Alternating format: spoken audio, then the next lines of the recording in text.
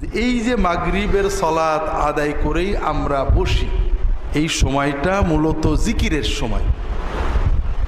সালাতুল মাগরিব, সালাতুল ফজর, সালাতুল আসর এবং ঘুমাতে যাওয়ার আগে এই 4 সময়ে রাসূলুল্লাহ সাল্লাল্লাহু আলাইহি ওয়াসাল্লাম বেশ কিছু জিকির শিখিয়েছেন।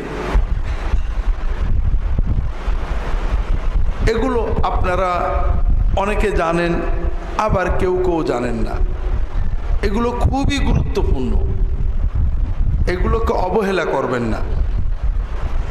আর এগুলো শেখার জন্য আমরা আগে এক সময় নিয়মিত এই জিকিরগুলো আমরা প্রথমে পালন করতাম, পরবর্তীতে এগুলো করে নিই। আপনাদের কিছু সময় দেওয়া হয় যে আপনারা প্রত্যেকে পার্সোনালি করবেন, এটাই সুন্নত যে প্রত্যেকে পার্সোনালি করবেন। কিন্তু শেখার জন্য মাঝে মাঝে দু একটা জিকির অনুশীলন করা যায়।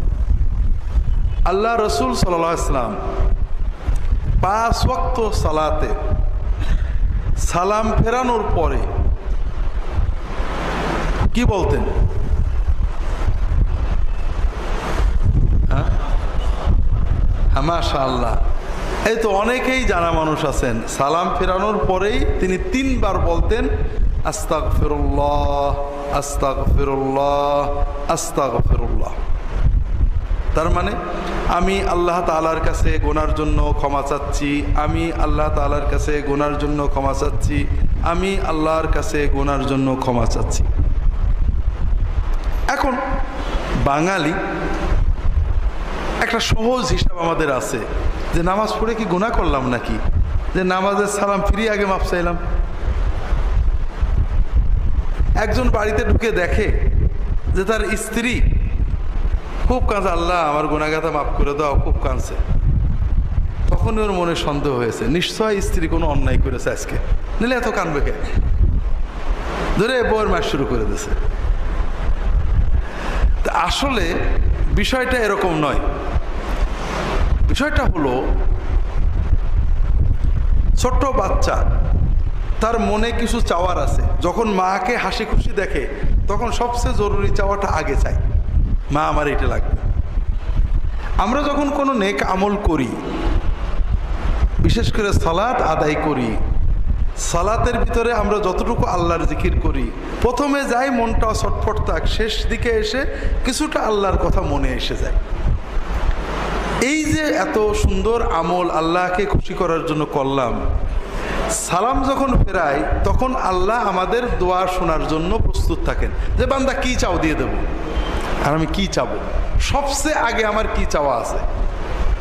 আমার সবচেয়ে আগের চাওয়া হলো মাফ চাওয়া, যে আল্লাহ আজীবন অনেক গুনাহ করেছি, আল্লাহ আমাকে মাফ করে দাও। আমাদের আল্লাহর কাছে অনেক কিছু চাওয়া আছে, ক্ষমা, রহমত, দয়া, টাকা পয়সা, অনেক জিনিস আমাদের আল্লাহ তাআলার কাছে চাওয়ার আছে। কিন্তু আসল হলো মাপ। যেমন মা রাগ করে আছে, মার মনটা যখন ভালো হয়ে যায় বাকিগুলো সব সহজ। আল্লাহ যখন বান্দার গুনাহ মাফ করে দেয়, বাকি রহমত, বরকত, উন্নতি যা আছে ওটা অটোমেটিক এসে যায়। কারণ আল্লাহ এবং বান্দার মাঝখানে বাধা হয়ে দাঁড়ায় আমাদের গুনাহগুলো। যখনই আল্লাহ গুনাহগুলো মাফ করে দিলেন তখন তো বাকি আর কোনো বাধা থাকলো না। এই জন্য মুমিনের কাজ হলো, আমি নামাজটা পড়েছি, নামাজের ভিতরেও আমি মাফ চাইছি, আল্লাহুম্মা ইন্নী যালামতু নাফসি যুলমান কাসীরান, মাফ চাইছি। সালাম ফিরিয়ে এখন প্রথম কথা, আল্লাহ আর কিছু দাও না দাও, এই নামাজের উসিলায় আমার সব গুনাহ মাফ করে দাও। আর গুনাহ মাফ করা মানে সব এসে গেল, বাকিগুলো অটোমেটিক এসে যাবে। এজন্য রাসূলুল্লাহ সাল্লাল্লাহু আলাইহি ওয়াসাল্লাম নামাজের সালাম ফেরানোর পরে প্রথম যে কথাটা বলতেন 3 বার আস্তাগফিরুল্লাহ বলতেন।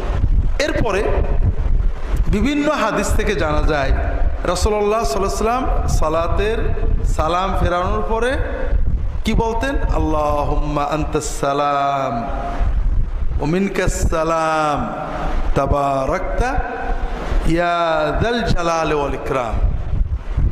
এইটা বলা 3 বার আস্তাগফিরুল্লাহ, আল্লাহুম্মা আনতাস সালাম প্রত্যেকেরই সুন্নত।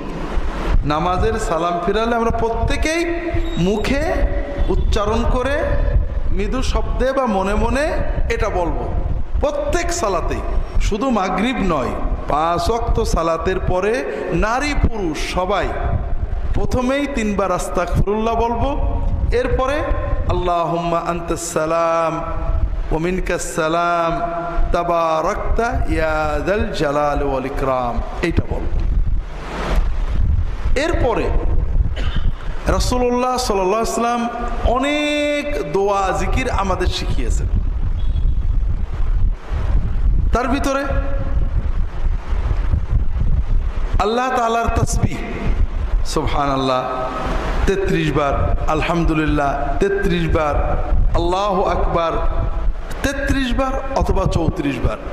আল্লাহু আকবার 33 বার বললে সর্বশেষ লা ইলাহা ইল্লাল্লাহু ওয়াহদাহু লা শারীকা লাহু লাহুল মুলকু ওয়া লাহুল হামদু ওয়া হুয়া আলা কুল্লি শাইইন দিয়ে আলা কুল্লি শাইইন কাদির এই বাক্য দিয়ে আমরা 100 পুরিয়ে দেব, অথবা 33 বার সুবহানাল্লাহ, 33 বার আলহামদুলিল্লাহ, 34 বার আল্লাহু আকবার পড়ব। এটাও প্রত্যেক নামাজের পরে আমরা পড়ব। এরপরে আপনি আগে পিছে করতে পারেন, প্রত্যেক সালাতের পরে আয়াতুল কুরসি পড়া। রাসূলুল্লাহ সাল্লাল্লাহু আলাইহি ওয়াসাল্লাম বলছেন, মান ক্বারা আয়াতুল কুরসি দুবুরা কুল্লি সালাতিন মাকতুবা লাম ইয়ামনাহু মিন দুখুলিল জান্নাতি ইল্লাল মাউত আও কামা ক্বাল সাল্লাল্লাহু আলাইহি ওয়াসাল্লাম। যদি কেউ 5 ওয়াক্ত সালাতের সালাম ফিরানোর পরে আয়াতুল কুরসি পড়ে, তাহলে তার জান্নাতে যাওয়ার পথে মৃত্যু ছাড়া আর কোনো বাধা থাকবে না। যাদের আয়াতুল কুরসি জানা আছে তারা পড়বেন। এরপরে আরো অনেক দোয়া, কুল হুয়াল্লাহু আহাদ, কুল আউযু বিরাব্বিল ফালাক, কুল আউযু বিরাব্বিন নাস, এই 3টে সূরা জোহরে, আসরে, ইশায় 3 সালাতের পরে একবার করে পড়তে হয়। আর ফজরে, মাগরিবে এবং ঘুমাতে যাওয়ার আগে বিছানায় শুয়ে ওযু থাক বা না থাক 3 বার করে পড়তে হয়। তাহলে মাগরিবের পরে আমরা এই সূরা কয়বার পড়ব? 3 বার। কুল আল্লাহ 3 বার, কুল আউযু বিল ফালাক 3 বার, কুল আউযু বিরাব্বিন নাস 3 বার, অথবা 3টে সূরা পড়লেন, আবার 3টে পড়লেন, আবার 3টে পড়লেন, যেভাবেই পড়েন সমস্যা নেই। এগুলো আমাদের জানা।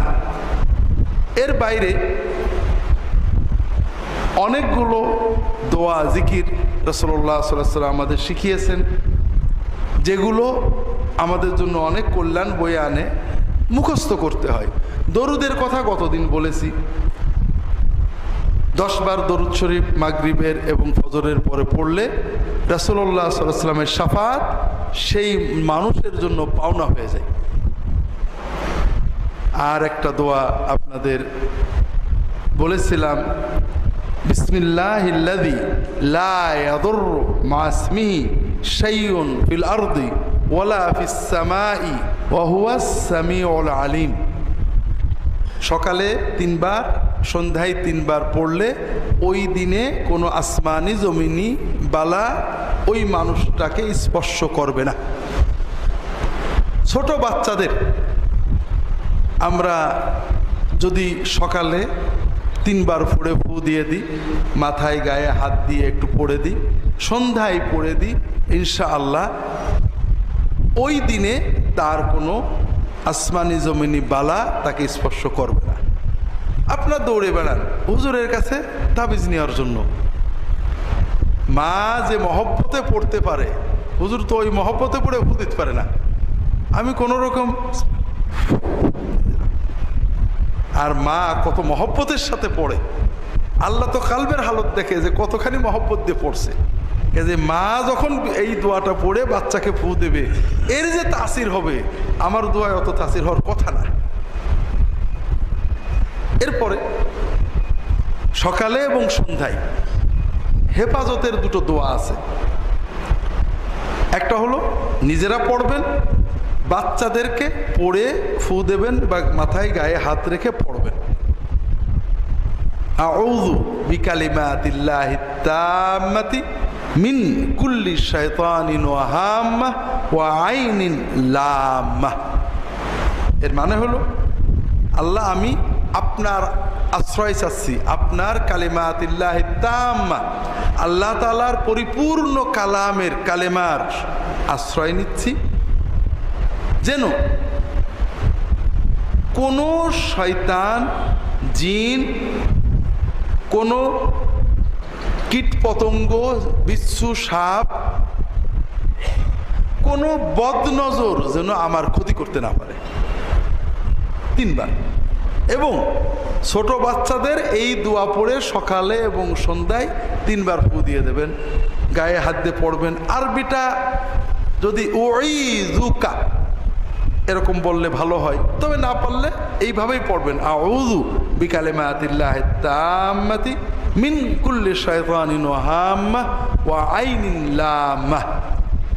এটা সকালে, সন্ধ্যায়, ফজরের পরে, মাগরিবের পরে নিজেরা পড়বেন, বাচ্চাদেরকে পড়ে ফু দিয়ে দেবেন বা গায়ে মাথায় হাত রেখে পড়বেন।